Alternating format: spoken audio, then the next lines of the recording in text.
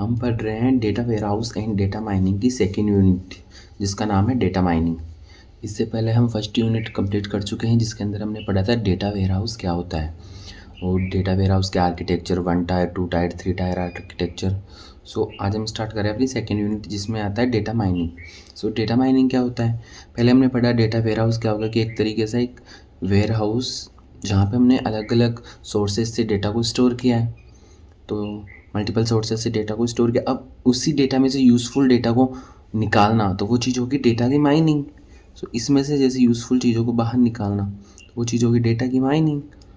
तो हम पढ़ रहे हैं आज सेकेंड यूनिट डेटा माइनिंग। तो डेटा माइनिंग क्या होती है? It is the process of finding patterns and correlations with large data sets to identify the relationship between data. So, data mining tools allow business organizations to predict customer behavior. Data mining tools are used to build risk models and detect the fraud. And data mining is used to market analysis and management, fraud detection, corporate analysis and risk management. Means overall ये बताया गया है कि data mining किस लिए use करते हैं। जैसे हमको कोई भी अपना बिजनेस वगैरह स्टार्ट करना है, तो हम जो प्रीवियस डेटा है ना, उसके अकॉर्डिंग हम जैसे फ्रॉड वगैरह डिटेक्ट कर सकते हैं कि हाँ इस टाइप का डेटा आएगा तो ये फ्रॉड है, ये स्पैम है। इस टाइप का डेटा आएगा, जैसे पहले ये उस टाइम पे ये चीज़ इतनी जो यूज़ होती थी, अब इतनी, अब इतनी, अब इतनी। तो ट्रेंड्स वगैरह हम देख सकते हैं प्रीवियस डेटा से। सो वो सारी चीज़ें अपन यूज़ करते हैं डेटा माइनिंग के लिए, कि जो लार्ज डेटा सेट है उसमें से यूज़फुल चीज़ों को निकालना, वो चीज़ होगी डेटा माइनिंग। सो जैसे अपने पास डेटा है, उसको एनालाइज करना, फिर उसके अकॉर्डिंग उसका मॉडलिंग करना, फिर वेरिफिकेशन करना, और फिर उसमें से इंसाइट्स निकालना। तो ये चीज़ होगी अपने पास डेटा माइनिंग। डेटा माइनिंग अपन करते क्यों है, उसके एडवांटेज क्या है? तो advantage of data minings are improve the decision making, means decision making improve होगी। इन्हेंस द कस्टमर रिलेशनशिप्स, इस कस्टमर के साथ जो रिलेशनशिप है वो इन्हेंस होंगे। Risk management and fraud detection, cost reduction and efficiency, and increase the revenue and profitability. सो क्या होगा कि अपने पास जो हम फ्रॉड वगैरह डिटेक्ट कर सकते हैं, रिस्क को मैनेज कर सकते हैं इजीली, और अपने पास पैसे कम लगेंगे। हम पहले जो फालतू का डेटा है वो इंटरप्ट मतलब पता कर लेंगे, तो अपने पास कॉस्ट रिड्यूस होगी और डेटा अपने पास अपन एफिशिएंटली किसी चीज़ को कर पाएंगे, एंड प्रॉफिट अपने पास ज़्यादा होगा। जैसे अपन ट्रेंड के अकॉर्डिंग करेंगे कि हाँ अभी ये डेटा की ज़्यादा ट्रेंड है, ये अपने को ये चीज़ करनी चाहिए। सो यूज़फुल इंसाइट्स निकाल के फिर अपन कोई चीज़ स्टार्ट करेंगे, तो अपने पास ऑफकोर्स प्रॉफिट ज़्यादा होगा। सो ये चीज़ होगी डेटा माइनिंग के एडवांटेज। और इसमें एडवांटेज में better marketing and targeting advertising, means upon better marketing कर सकते हैं कि हाँ ये मतलब ये अपन जिस चीज़ की एडवर्टाइज़ करना चाह रहे हैं, तो अपन प्रीवियस डेटा के अकॉर्डिंग देख सकते हैं कि किन लोगों ने इस चीज़ से रिलेटेड चीज़ें ली हैं, तो हम उन्हीं को टारगेट करें, ऐसा नहीं हर किसी को भेजें। तो वो चीज़ होगी improve product and service quality and enhance the customer retention, identification of market trends and supports research and development. So ये सारी चीज़ें हो गई अपने पास एडवांटेज ऑफ डेटा माइनिंग। अब अपने पास है अगला टॉपिक, disadvantage of data mining. So क्या क्या होगा? एक तो प्राइवेसी कंसर्न्स, कि अपना डेटा है वो हर कोई एक्सेस कर लेगा, तो सिर्फ वो प्राइवेसी कंसर्न हो गया। सिक्योरिटी रिस्क हो गई, मिस इंटरप्रिटेशन ऑफ डेटा हो गया। हाई कॉस्ट, क्योंकि इतने वास्ट अमाउंट डेटा में से अपन डेटा वगैरह माइनिंग करेंगे तो ऑफकोर्स कुछ कॉस्ट वगैरह लगेगा, तो high cost. Complexity of data quality. So ये सारे हो गए अपने पास डिसएडवांटेज। अब नेक्स्ट टॉपिक है अपने पास इवोल्यूशन एनालिसिस। इवोल्यूशन एनालिसिस क्या हो गया कि अपन ट्रेंड्स के अकॉर्डिंग देखिए कि पहले क्या चीज़ थी। जैसे आज से 10 साल पहले ये थी, 10 साल बाद ये हुई, तो आगे 10 साल बाद क्या होगा, इन मतलब पहले की चीज़ों के अकॉर्डिंग फ्यूचर अपन कोई चीज़ बताएं। So the study of data sets that have changed और ट्रांसफर ओवर अ टाइम, कि जो टाइम के साथ कुछ डेटा वगैरह चेंज होते आ रहे हैं, तो उसकी स्टडी होगी evolution analysis. So it use the features like time series data, periodicity, and trend similarity to help find the trends and changes. So the evolution analysis models capture evolutionary trends in a data, which further contribute to the data characterization, classification, or discrimination, and clustering for the multivariate time series. सो वही चीज़ हो गई कि इसमें जो अपन models वगैरह create करते हैं evolution analysis के लिए, किस लिए करते हैं, ताकि अपन डाटा को कैरेक्टराइज कर सके, क्लासीफाई कर सके कि पहले ये था तो अब ये हो रहा है फिर ये होगा, तो इसके अकॉर्डिंग अपन कैरेक्टराइज कर सकते हैं कि हाँ ये होगा, क्लासीफाई कर सकते हैं कि हाँ इस ट्रेंड के अकॉर्डिंग सारी चीज़ें हो रही हैं। सो ये चीज़ हो गई अपने पास इवोल्यूशन एनालिसिस, नाम से पता चल रहा है। अब अगला टॉपिक अपने पास क्लासिफिकेशन ऑफ डेटा माइनिंग, ये इंपॉर्टेंट टॉपिक है और ये आ सकता है। सो क्लासिफिकेशन क्या होगा कि अपन डेटा माइनिंग कर रहे हैं तो किस किस के अकॉर्डिंग कर रहे हैं। डेटा माइनिंग ऐसे थोड़ी ना उठाए और क्लासीफाई करना शुरू कर दिए, तो किस चीज़ के अकॉर्डिंग अपन क्लासीफाई करेंगे, वो चीज़ होगी क्लासिफिकेशन ऑफ डेटा माइनिंग। तो अपने पास मतलब अलग अलग तरीके से अपन अलग अलग क्लासिफिकेशन कर सकते हैं। जैसे एक तो होता है बेस्ड ऑन फंक्शनैलिटी, एक होता है अपने पास based on the data type कि कौन सा डेटा है अपने पास उसके according, based on the techniques use कि कौन से टेक्निक्स यूज़ करते हैं उसके अकॉर्डिंग क्लासिफिकेशन करना डेटा माइनिंग को, on based on the application. So but जो उनमें से जो सबसे मेन है ना इंपॉर्टेंट, अगर आपके पास जैसे शॉर्ट क्वेश्चन आए तो आप सिर्फ बेस्ड ऑन फंक्शनलिटी ये चारों करके आओगे ना, classification, clustering, regression and association rule learning, ये चारों कर दोगे तो इनफ होगा। बट आपके पास लॉन्ग क्वेश्चन है तो आप ये आगे वाले भी कर सकते हो। सो अपन पढ़ते हैं सबसे पहले बेस्ड ऑन फंक्शनलिटी कि जो डाटा अपन माइन कर रहे हैं उसका फंक्शन क्या है, उसके अकॉर्डिंग अपन क्लासीफाई करें, तो वो हो गया based on functionality. So based on the type of knowledge they are design to discover, वही चीज़ होगी कि फंक्शनलिटी कौन सी नॉलेज है उसके अकॉर्डिंग अपन डिसाइड करेंगे, तो वो हो गया क्लासिफिकेशन बेस्ड ऑन फंक्शनलिटी। अब इसमें चार है अपने पास, classification, clustering, regression and association rule learning. So mainly तो चार ही है, बाकी इसमें हम एक और पढ़ते हैं, वन होता है एनामोली डिटेक्शन। सो क्लासिफिकेशन क्या कि अपन क्लासीफाई कर दें किसी चीज़ से रिलेटेड उसके कैरेक्टरिस्टिक्स ऐसे।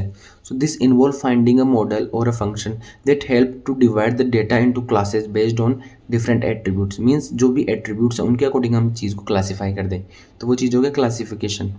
जैसे अपने पास हो गया example classifying the emails as a spam और नॉट स्पैम, जैसे ईमेल्स को अपन क्लासीफाई कर सकते हैं कि हाँ ये स्पैम हो सकती है या नहीं हो सकती। तो पहला तो गया क्लासिफिकेशन कि हम डेटा की माइनिंग कर रहे हैं, डेटा निकाल रहे हैं, अब वो जो डेटा हम निकाल रहे हैं वो अपन निकाल सकते हैं कि एक तो स्पैम है, एक नॉन स्पैम है, मतलब एक यूज़फुल है, नॉट यूज़फुल है, तो वैसे अपन कैरेक्टराइज करें तो वो चीज़ होगी क्लासिफिकेशन, फर्स्ट टेक्निक। दूसरी होगी अपने पास क्लस्टरिंग। क्लस्टर का मतलब होता है गुच्छा बनाना, मीन्स जो सिमिलर है उनको एक साथ रखना। So this technique group a set of objects in a such a way that objects in the same group या cluster are more similar to each other, means जो एक क्लस्टर में जो ऑब्जेक्ट्स हैं वो एक जैसे हो एंड जो अदर हो वो अलग ग्रुप में हो, सो वो चीज़ होगी क्लस्टरिंग। बाकी इन सब को डिटेल्स में हम पढ़ेंगे थर्ड फोर्थ इन यूनिट्स में, क्योंकि ये सब फिर अलग अलग यूनिट है अपने पास, तो अभी तो बस हम एक डेफिनेशन पढ़ रहे हैं, आगे अच्छे से समझ में आएगा। फिर अगला अपने पास रिग्रेशन। रिग्रेशन वही हो गया जैसे अपने पास दो चीज़ें हैं कि ये एक चीज़ के अकॉर्डिंग हम दूसरी चीज़ को प्रिडिक्ट करें कि ये चीज़ चेंज होती आ रही है। अब जैसे हम लोकेशन के अकॉर्डिंग जो कोई फ्लैट है उसकी प्राइस को गेस करें तो वो चीज़ हो जाती है ना रिग्रेशन। सो कि एक चीज़ है जो डिपेंडेंट है उसमें, तो इंडिपेंडेंट और डिपेंडेंट दो वेरिएबल है, तो उनके अकॉर्डिंग एक दूसरे पर जो इफेक्ट कर रहे हैं तो उस चीज़ को अपन करें ना, वो चीज़ होती है regression. So this is use to predict a continuous valued attribute, कि जो कंटिन्यूस वैल्यू एट्रीब्यूट है उसको प्रिडिक्ट कर सकते हैं associated with an object, for instance कि उससे एसोसिएटेड जो दूसरा ऑब्जेक्ट ना उसके अकॉर्डिंग हम उस वैल्यू को वो कर सकते हैं, प्रिडिक्ट कर सकते हैं। जैसे predicting the house price based on the features like size and location, कि हाँ लोकेशन अच्छी जगह होगी, हाईवे पे होगी तो ऑफकोर्स पैसे ज़्यादा होंगे, तो उसके अकॉर्डिंग सो हो गया रिग्रेशन। और लास्ट अपने पास एसोसिएशन रूल लर्निंग। तो एसोसिएशन रूल लर्निंग बोले तो सो this identify in interesting relationships between the variable in a large database, often used in marketing basket analysis to find the set of products that frequently co-occurs in a transactions। Means क्या हो गया कि जो एक दूसरे के साथ associate है, जैसे अपन ब्रेड खरीद रहे हैं तो साथ में मिल्क खरीद रहे हैं तो ब्रेड भी खरीदेंगे, तो जो एसोसिएट है एक दूसरे से तो वो चीज़ होगी एसोसिएशन रूल लर्निंग। अब अगला और लास्ट अपने पास बेस्ड ऑन फंक्शनलिटीज़ के अकॉर्डिंग जो हम क्लासीफाई कर रहे हैं उसमें एनामोली डिटेक्शन। एनामोली क्या होता है कि कुछ फ्रॉड जो बहुत कम हो रहा है तो वो चीज़ होगी एक एनामोली कि जो बहुत कम। So this identify the rare items की जो बहुत कम हो रहे हैं इवेंट्स या रेयर आइटम्स, रेयर इवेंट्स और observations which raise suspicious by the differing significant from the majority of the data. It commonly used in fraud detection. mainly किस में यूज होता है कि चीज़ें बहुत कम हो रही है तो mainly ये fraud ही होगा. So ये हो गया अपने पास based on functionalities classification of data mining. अब second, so based on the type of data we have three types. एक तो हो गया structured data mining, एक हो गया अनस्ट्रक्चर्ड डेटा माइनिंग और एक हो गया सेमी स्ट्रक्चर्ड डेटा माइनिंग. वो बात होगी जैसे कोई स्ट्रक्चर्ड डाटा है, कोई फॉर्मेट में डाटा है फिक्स, उसको माइनिंग करना तो वो स्ट्रक्चर्ड डाटा माइनिंग. जो अनस्ट्रक्चर्ड डाटा को माइनिंग करेगा तो वो अनस्ट्रक्चर. जो सेमी स्ट्रक्चर है, सो structured data mining, this involves data that is organized in a predefined format such as database spreadsheets. तो जो डाटा प्रीडिफाइंड फॉर्मेट में है उसको माइनिंग करना तो हो गया structured data mining. Unstructured data mining क्या हो गया?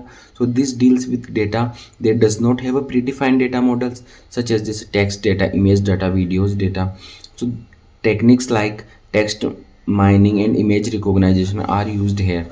और लास्ट हो गया अपने पास semi-structured data mining. So this involves data that does not conform to a rigid structure but has some organizational properties such as this XML or JSON files. तो ये हो गया अपने पास classification based on the type of data. Next अपना classification based on the techniques used, कि कौन कौन सी टेक्निक्स अपन यूज़ कर रहे हैं उसके अकॉर्डिंग क्लासीफाई करना. तो पहला होगा स्टेटिस्टिकल टेक्निक्स. तो this systems use statistical methods to analyze data and draw conclusions. Example हो गया अपने पास जैसे include the linear regression, logistic regression.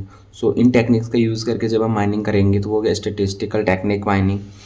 फिर machine learning technique. So these systems utilize the algorithms that learn from the data. So this includes the supervised learning like decision tree and support vector mechanism, and unsupervised learning like k-means clustering. Means जैसे machine learning वगैरह को use करके अपन mining करेंगे तो हो गया machine learning techniques. और last हो गया अपने पास neural networks. So this systems are artificial neural networks to model the complex patterns in a data, so often used in deep learning applications. so ये हो गया न्यूरल नेटवर्क. अब last हो गया अपने पास बेस्ड ऑन एप्लीकेशन, कि जो अपन एप्लीकेशन यूज़ करें उसके अकॉर्डिंग डेटा का क्लासिफिकेशन. सो एक तो गया अपने पास business and marketing. So business and marketing का डेटा को क्लासीफाई करेंगे, माइनिंग करेंगे तो हो गया ही है. So used for the customer segmentation, sale forecasting and market basket analysis. अगला हो गया अपने पास हेल्थ केयर में. So applied for the disease prediction, patient diagnosis and treatment recommendations. और फिर अगला हो गया फाइनेंस. फाइनेंस में utilize for the credit scoring, risk management and fraud detection. और लास्ट अपने पास टेलीकम्युनिकेशन, जैसे employ for the customer churn prediction. Churn prediction बोले तो जैसे कस्टमर जो आपकी जो छोड़ना चाह रहा है, मतलब जो आपके जो सर्विस वगैरह यूज़ कर रहे हैं ना उसको छोड़ना चाह रहा है तो वो. And the network optimisation. So ये सारे हो गए based on the application. So classification अपने पास कितने तरीके की है? एक तो बेस्ड ऑन फंक्शनलिटीज़, ये इंपॉर्टेंट है. फिर होगी based on type of data, based on techniques use and based on applications. So ये हो गया अपने पास क्लासिफिकेशन ऑफ डेटा माइनिंग.